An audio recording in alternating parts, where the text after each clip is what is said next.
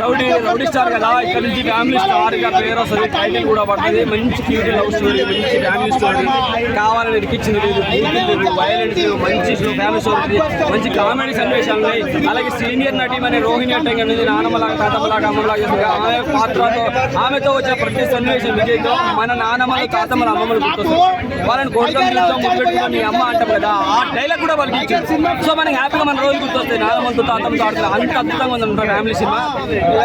సీతారామంలో తర్వాత cute love story, మంచి family heroine అంటే మృణాల్ ఠాకూర్ నొప్పుకోవచ్చు. ఒక సౌందర్య సావిత్రి తర్వాత మృణాల్ ఠాకూర్ని ఆ కోవాలో ఉంచవచ్చు. ఈ సినిమాలో కొన్ని సన్నివేశాలు చూసిన వాళ్ళు గుర్తొస్తున్నారు. అంత అద్భుతంగా ఉన్నాయి. సాంగ్స్ అయితే బాగున్నాయి, ఫోటోగ్రఫీ బాగుంది. లాగ్ ఏం లేదు భయ్య, ఫ్యామిలీ సినిమా కదా, ఫ్యామిలీలో ఉండే సన్నివేశాలు చూపిస్తారు కదా. ఫ్యామిలీ డైలాగ్ సెంటిమెంట్ డైలాగులు పడతాయి కదా. సెంటిమెంట్ చెప్తే ఈ రోజు ఈయనటోడు ఎవడుంటాడు వినట్టు కదా, చల్ పరిగెత్తాలంటారు. అరే పరిగెత్తకుండా ఆగి ఒక్క నిమిషం ఆగి చూడండి ఈ సినిమా ఎంత అద్భుతంగా ఉంటుందో.